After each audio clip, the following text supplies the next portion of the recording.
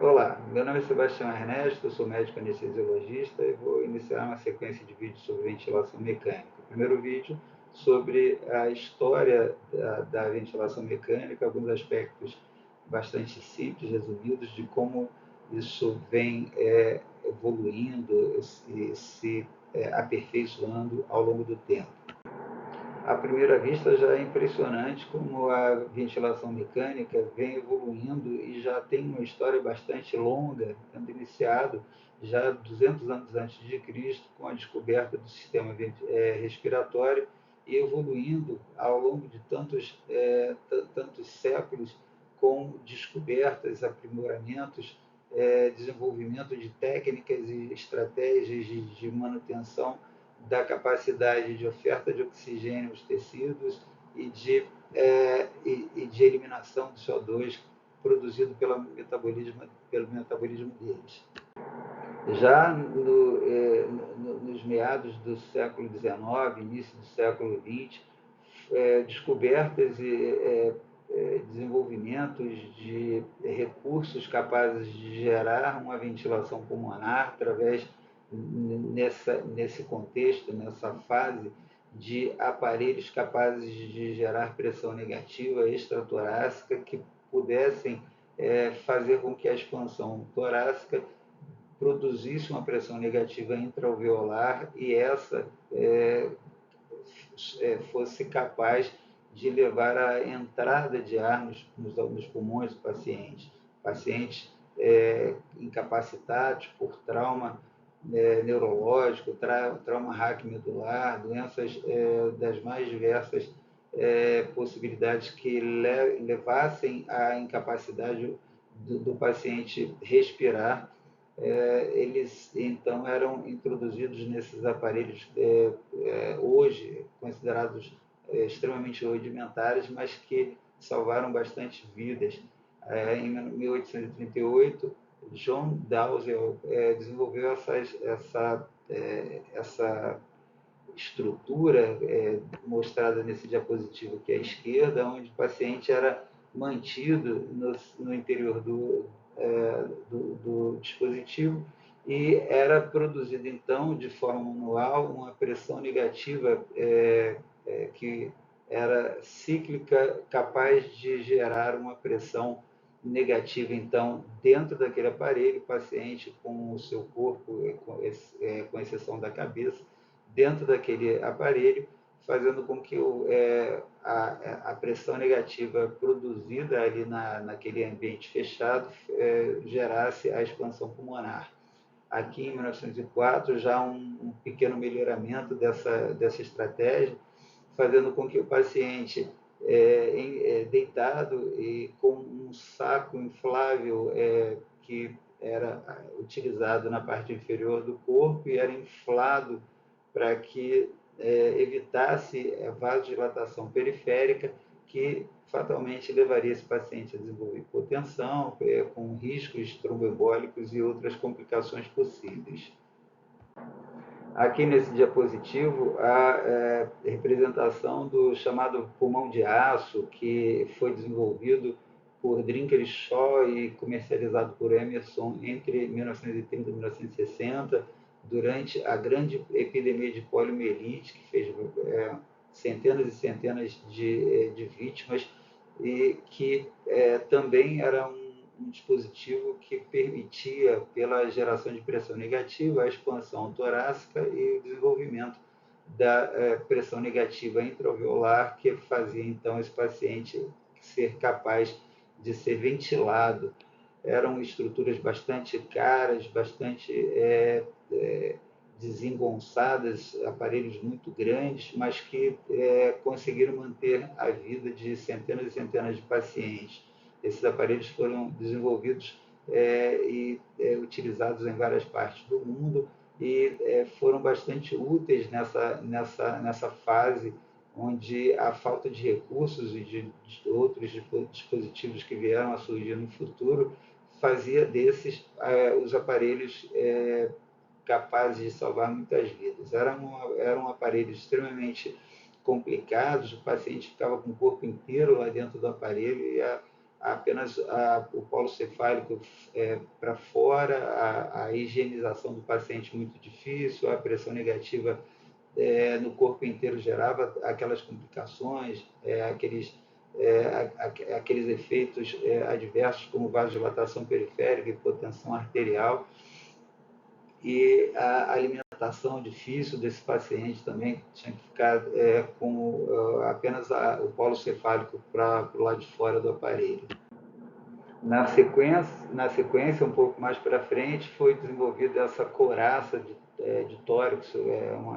uma estrutura que era capaz de produzir a pressão negativa apenas na região torácica, que já começou a trazer algum benefício em relação a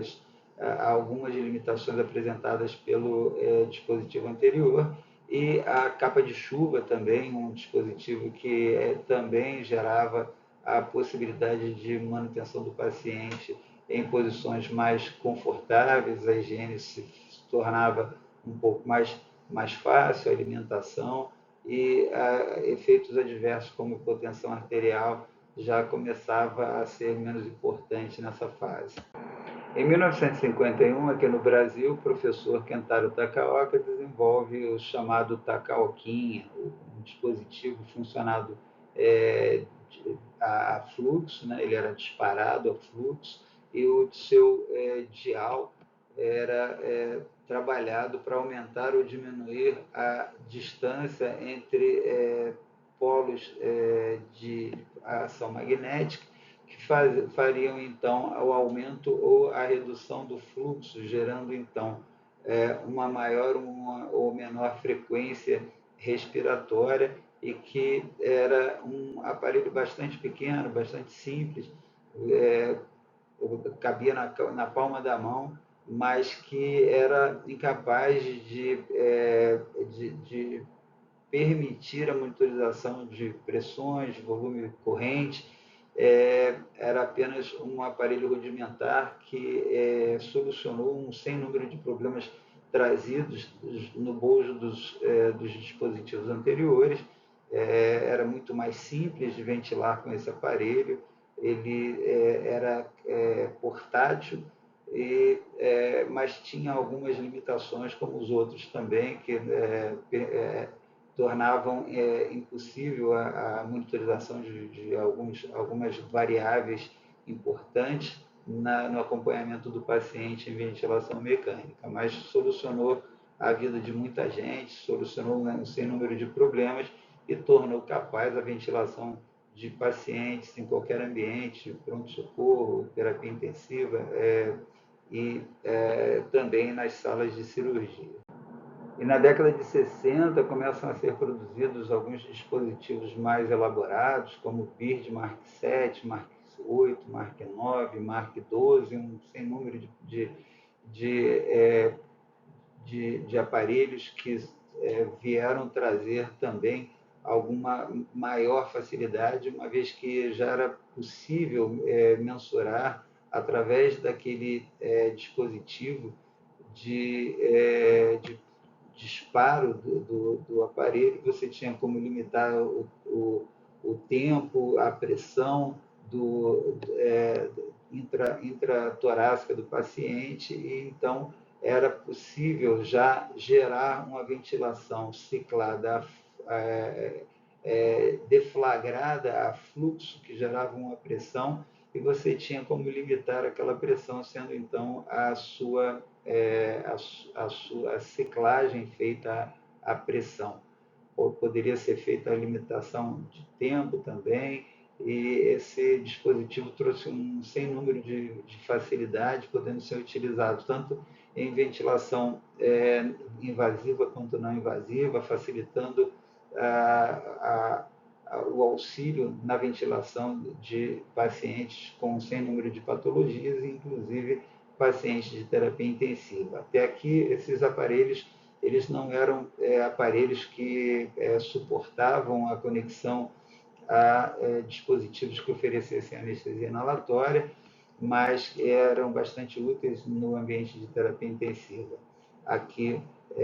mais para a direita, o aparelho Bennett, que foi utilizado também com o objetivo de ventilação não invasiva, no auxílio de inalação, de oferecer a pressão positiva expiratória, e com a evolução de outros modelos da marca Bennett, que também começaram a trazer a possibilidade de ventilação a volume e que ofereciam já uma série de recursos nessa tentativa. Uma coisa interessante é que nenhum desses aparelhos dispunha de mecanismo capaz de gerar uma pressão positiva expiratória no paciente intubado, na ventilação invasiva. Então, a forma utilizada na maioria deles para se produzir uma pressão positiva expiratória final era a utilização de condutos de extensão no ramo expiratório dos respiradores, e com a sua extremidade submersa em uma vasilha, um recipiente com água, e aquela pressão positiva seria medida pela profundidade na qual a extremidade distal daquele conteúdo, daquele conduto, estava imersa na água. Então, se ele estivesse submerso ali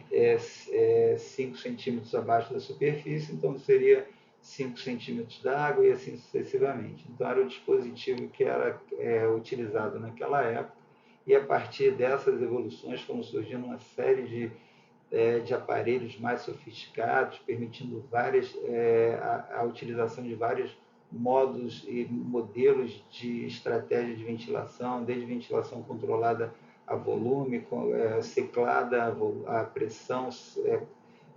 deflagrada a fluxo, ciclada a tempo, a pressão, e assim oferecendo uma infinidade de modos de auxílio à respiração do paciente,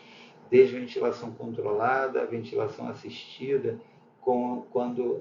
o paciente iniciava o esforço respiratório, e esse esforço respiratório gerando uma pequena pressão negativa já funcionava como fator deflagrador da impulsão do volume corrente adicional oferecido pelo respirador. E vários modelos foram se sucedendo e vários recursos foram sendo oferecidos. Daí,